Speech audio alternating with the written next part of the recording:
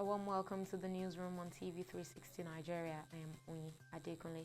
A veteran journalist, Dominic Ozor, and 3 other persons have been killed in a motor accident on KADUNA-ZARIA Expressway. Ozor was a former secretary of the Nigerian Union of Journalists, Kaduna State Council.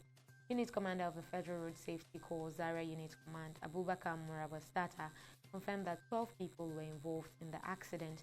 He said 10 people were inside the bus while the remaining 2 were the truck driver and a boy, both of which escaped unhurt. Hamisu Bala, suspected kidnap kingpin better known as Wadume, has been charged with 16 counts of terrorism, murder and kidnapping 6 months after his arrest. The botched attempt to arrest Wadume had led to the killing of 3 policemen and a civilian in Taraba State last year. The charge was filed by officials of the Legal and Prosecution Section of the Force Headquarters in Abuja.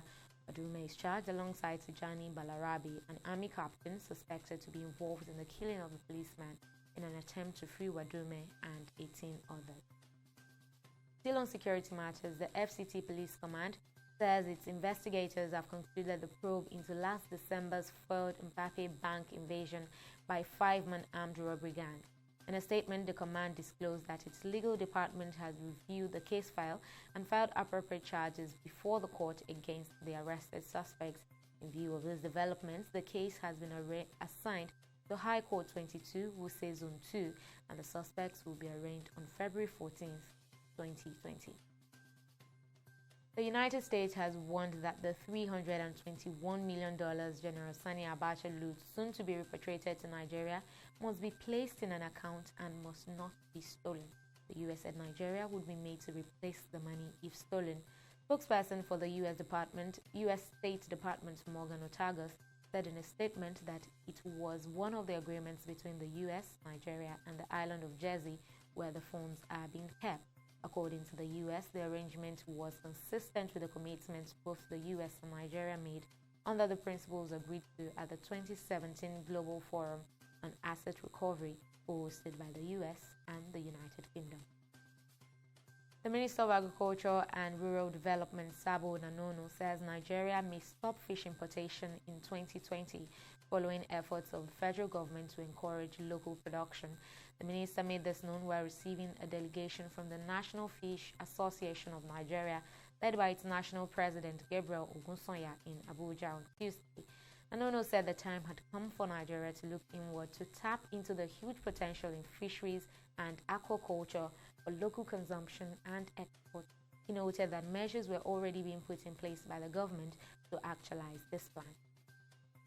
Malawi's President Peter Mutharika says he will appeal the court ruling that overturned his election victory at the presidential polls.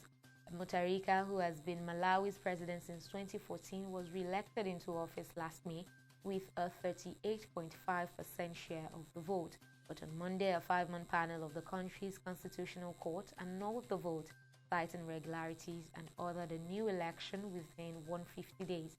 In a statement, presidential spokesman Ngeme Kilirani described the ruling as a great miscarriage of justice, adding that the ruling cannot be allowed to stand as it will create a lot of problems in Malawi's jurisprudence.